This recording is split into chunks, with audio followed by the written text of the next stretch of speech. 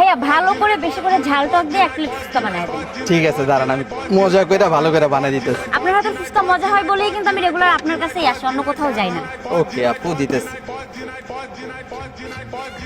এই লোন। না ভাইয়া, টকটা আপনার মজা পাচ্ছি না। ফুচকাও মজা না, টকও মজা না, কি হয়েছে ভাইয়া আজকে? আচ্ছা আপু, আপনি 2 মিনিট দাঁড়ান, আসলে আমি আজকে ম্যাজিক মশলাটা আনতে ভুলে গেছি, তো নিয়ে আসি, তারপর আপনাকে মজা করে বানাই দিতেছি। ও আচ্ছা, তাহলে তাড়াতাড়ি আসেন ভাইয়া। হ্যাঁ ওকে আপু, আপনি 2 মিনিট দাঁড়ান। ঠিক আছে।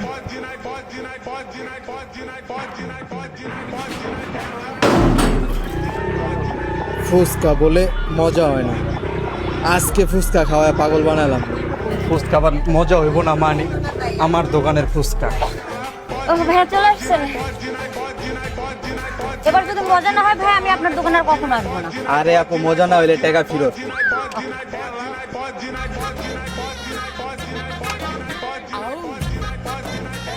এলো না আপু, এখন খাই দেখেন।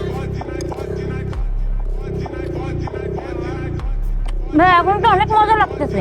আপনি মশলাটা সকালে কেন আনেননি? আমার বিল কত হয়েছে ভাইয়া? আজকে আপনার জন্য ফুচকা ফ্রি, বিল লাগবো না, যান। সত্যি ভাইয়া? হ্যাঁ থ্যাংক ইউ। ঠিক আছে, যান। সকাল থেকে ফুচকা বানাইতেছি, মজা হয় না, এখন বুঝলাম ফুচকা মজা কিনলে হয় না, ভালোভাবে বানাই দিলে এখন ভালো লাগে না।